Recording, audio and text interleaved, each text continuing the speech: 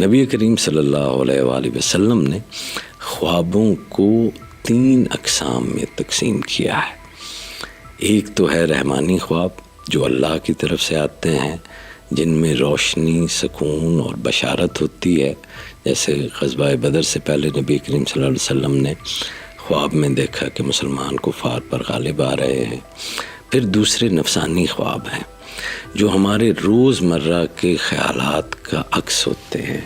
ہم دن بھر جن کاروائیوں میں، جن اعمال میں، جن سرگرمیوں میں مصروف رہتے ہیں، تو ان سرگرمیوں کے متعلق اور ان سرگرمیوں سے وابستہ خدشات کے متعلق جو ہے ان خیالات کا ایک عکس ہوتا ہے۔ جیسے اگر کوئی بھوکا ہو تو خواب میں کھانے کی چیزیں دیکھے گا، کہتے ہیں نا کہ وہ بلی کو خواب میں چھچھڑے نظر آتے ہیں، تو یہ وہ نفسانی خواب کا ہے۔ اور پھر ہے شیطانی خواب جو شیطان کی طرف سے آتے ہیں اور وسوسے، خوف اور انتشار پیدا کرتے ہیں۔ اور میں سمجھتا ہوں کہ شاید انہی خوابوں کی طرف فرائیڈ جو ہے وہ کہہ رہے تھے کہ یہ امیگڈلا سے یہ خواب آتے ہیں۔ جب ذہن کو انہوں نے اسکین کیا تو خواب کے دوران انسان کا جو یہ ایگو ہے جو اس کے ماتھے کے ادھر ہوتی ہے، آپ پہلے والا حصہ، تو یہ شٹ ڈاؤن ہو جاتا ہے، اور آپ کا جو یہ لاشعور یہاں پر جو ہے آپ کا ہوتا ہے، تو اس برین کے اس حصے کے اندر ایکٹیویٹی شروع ہو جاتی ہے۔ تو یہ ہم جسے سب کانشیس کہتے ہیں، تو یہ وہ امیگڈلا ہے جو یہ آپ کی آنکھوں کے پیچھے کر کے یہاں پر اس کا حصہ ہوتا ہے۔ تو فرائیڈ یہ کہتے تھے کہ یہ یہاں ایک ایکٹیویٹی ہوتی ہے جب آپ خواب یا اپنی خواہش یا خوف یا جو سروائیول کے اپنی بقا کے بارے میں پریشان ہو جاتے ہیں، یہ جو ڈراؤنے خواب آتے ہیں تو وہ یہاں سے آتے ہیں۔ تو یہ اشارہ وہ اسی طرف ہی ہے جن کو ہم شیطانی خواب کہتے ہیں، جو وسوسے، خوف اور انتشار پیدا کرتے ہیں۔ تو نبی کریم صلی اللہ علیہ وآلہ وسلم نے فرمایا ہے کہ اگر کوئی برا خواب دیکھے تو فوراً اللہ کی پناہ مانگے اور کسی سے بیان نہ کرے۔ یہ بہت اہم چیز ہے۔ ہم لوگ خواب کو فوراً بیان کر دیتے ہیں، ہمیں جو آدمی پہلے ملتا ہے اس کو بیان کر دیتے ہیں، اس سے منع فرمایا گیا ہے۔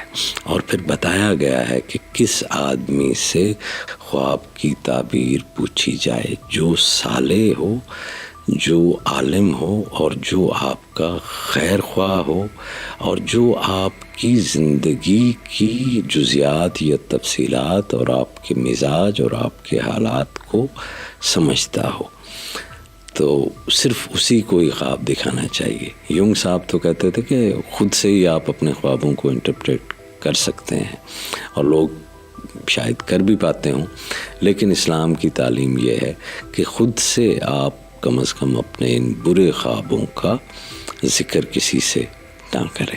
مولانا روم کہتے ہیں کہ تمہارے خواب تمہارے باطن کا آئینہ ہے، جو کچھ تم دن میں سوچتے ہو وہی رات کو تمہارے خوابوں میں ظاہر ہوتا ہے۔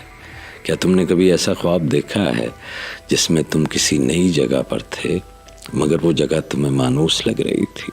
کیا تم نے کبھی کسی ایسے شخص کو خواب میں دیکھا جو دنیا میں نہیں رہا مگر وہ تم سے باتیں کر رہا تھا؟ کیا تم نے کبھی خواب میں کسی ایسی چیز کو دیکھا جو بعد میں حقیقت ہو گئی؟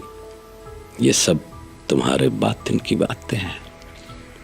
تو صاحب صوفی کہتے ہیں کہ خواب حقیقت سے زیادہ قریب ہوتے ہیں، کیونکہ خواب میں عقل کی حدود ختم ہو جاتی ہیں اور روح آزاد ہو کر دیکھتی ہے، سنتی ہے اور جانچتی ہے۔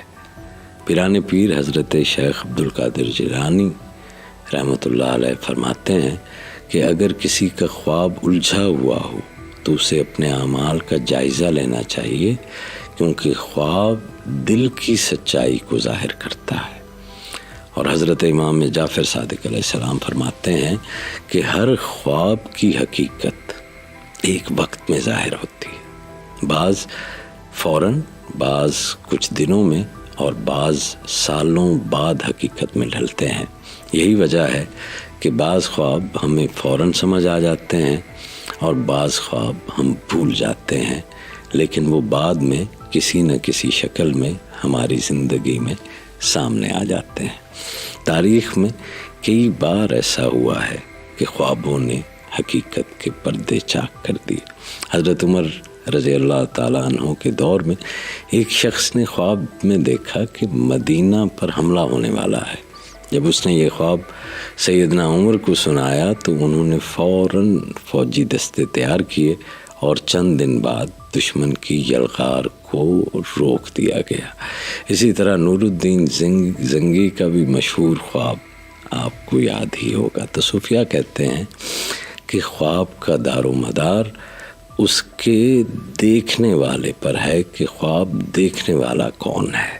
جس کا دل اللہ کے ذکر سے آباد ہو اس کے خواب بھی نورانی ہوتے ہیں، جس کا دل دنیا کی محبت میں کھو جائے اس کے خواب بھی نفسانی ہوتے ہیں، اور جس کا دل شیطان کے وسوسوں میں الجھا رہے اس کے خواب بھی خوف اور اندھیرے میں ڈوبے ہوتے ہیں۔